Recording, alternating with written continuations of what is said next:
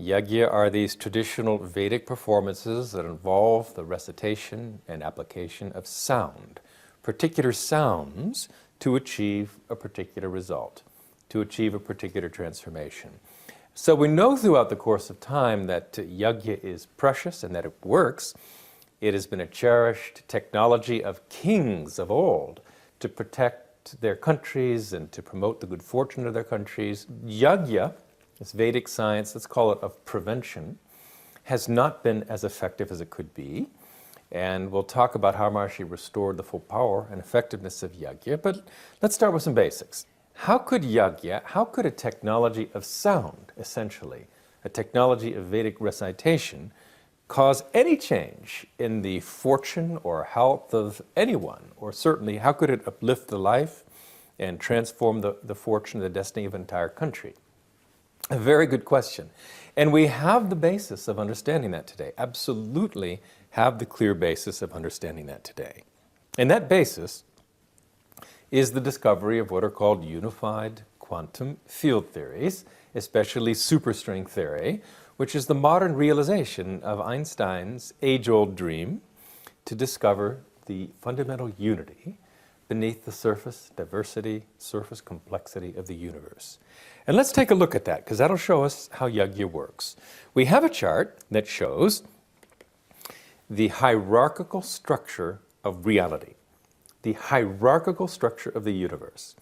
And this chart shows that the universe is structured in layers, a hierarchy of layers.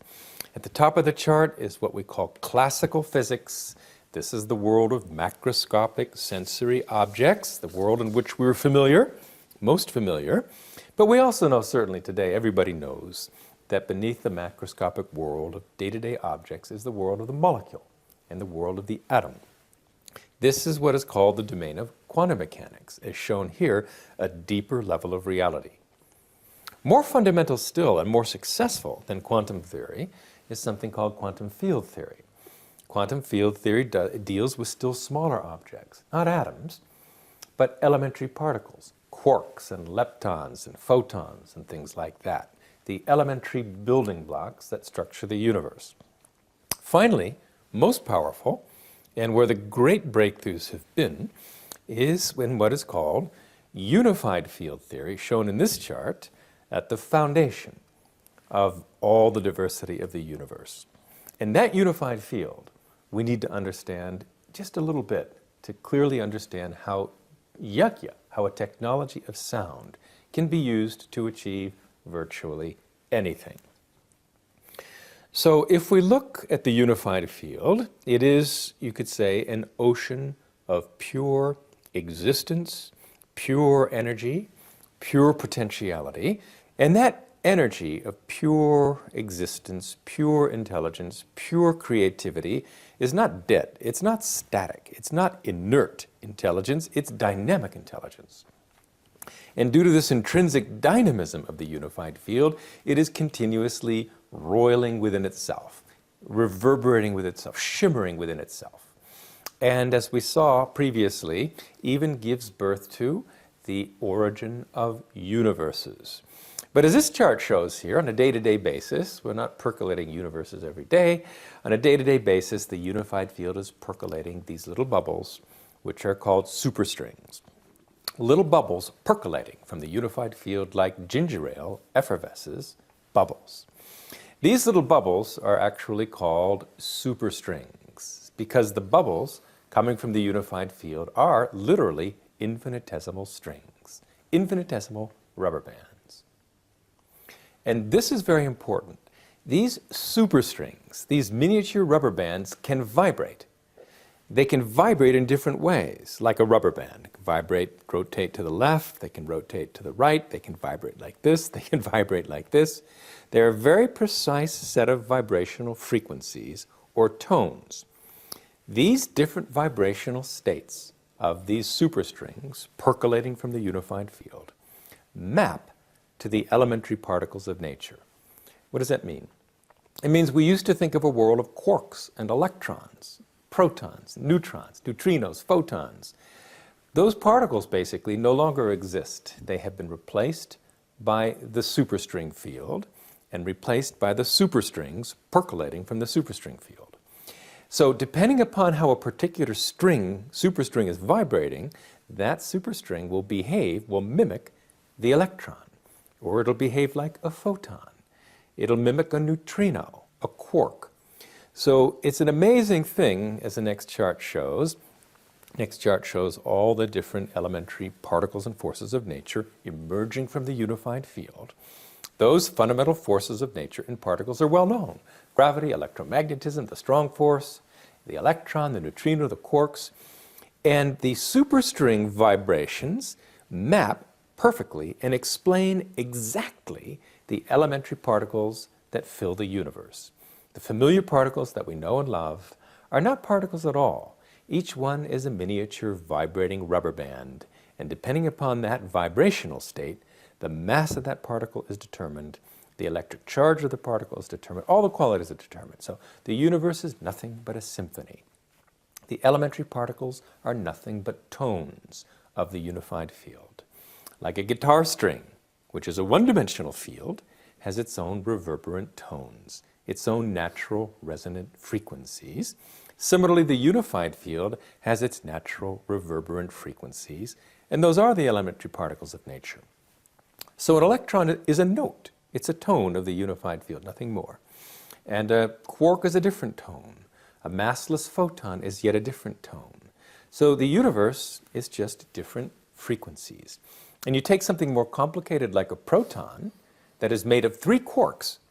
Proton is made of quarks.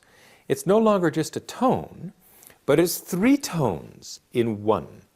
And that's not a tone, we call that a chord. An atom, which may involve 5 protons and 5 neutrons, each with 3 quarks, and 5 electrons, that's a more complicated chord involving quite a few different tones. If you get something more complicated like a molecule or the DNA molecule, it's more like a symphony. In fact, the whole universe is just one great big cosmic symphony of different resonant tones. Now, we come to the science of Yagya.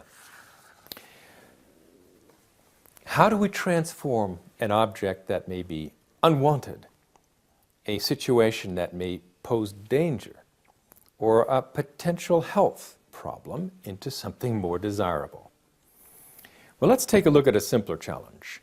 Let's consider, for example, having an electron and desiring something different.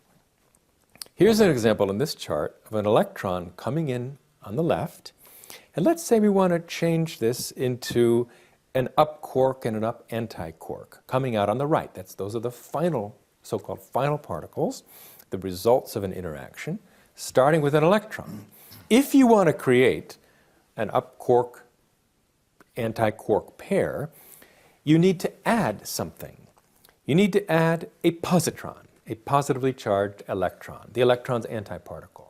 And that's what this so-called scattering diagram shows, how an electron, once you add a positron, can interact with each other to produce something completely new, to produce an up anti-quark pair. But we know these particles aren't particles. That's what we've just said. The electron, with which we're starting, is just a certain tone, just a certain frequency. And if we want to produce an up quark and a down quark pair, those are just a different set of tones. To go from one tone to the desired outcome tones, we need to add what? A positron, but that's just a different frequency, a different tone.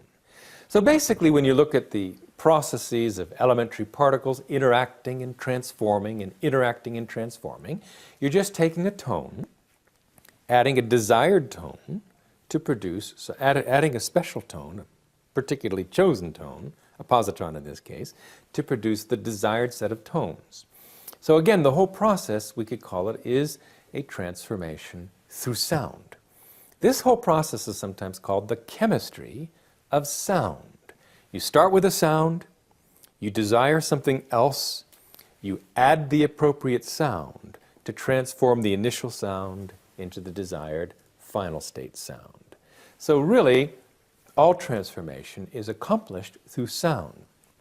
That may just seem like it would be true for elementary particles, but it is true for everything as the next chart shows. There are just one or two charts left. Next chart shows a familiar chemical transformation.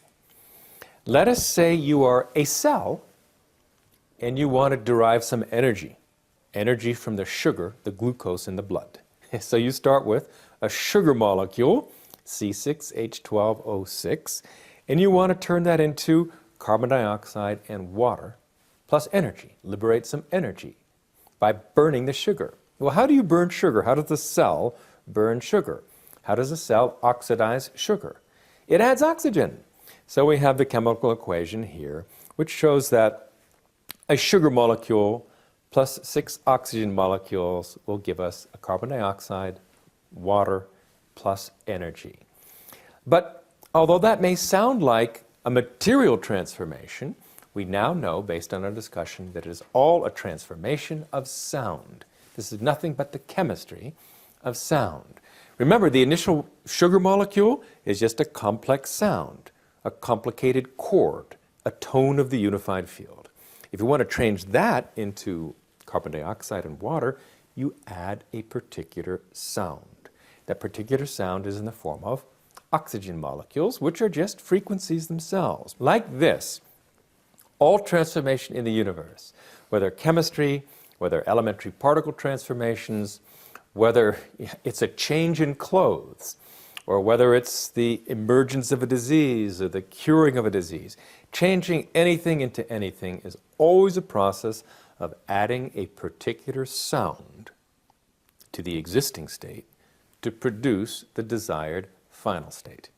That is true throughout the universe. All change is accomplished through sound, whether that's very gross sound, which may even have the appearance of matter, or a very, very fine impulse of sound in the case of an elementary particle. So this is how a Yagya works. Yagya is a technology of sound. It employs the chemistry of sound, the scientific fact that through sound you can change anything into anything.